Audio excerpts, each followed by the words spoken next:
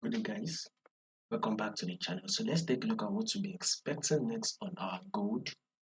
So make sure you subscribe if you are yet to subscribe.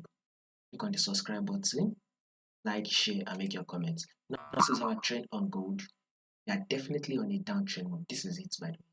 This is our lower downtrend move on gold. Now, if you take a look at this movement here, this is our low. This is also the lower high. This is also the lower low.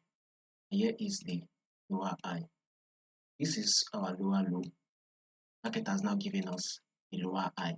So now that we got to this lower high, our next movement on gold will be a lower low. So for swing traders and position traders, can now start hopping in for the buy. So with this movement, right, we will be targeting more than 300 pips. That is exactly what gold will likely be giving us, more than 300 pips. So from here to here, if you have to, this is about 700 pips, by the way. If it drops till comes to this previous low, that will be about 700 pips. So for swing traders, this is the best opportunity for you to hop in on the sell.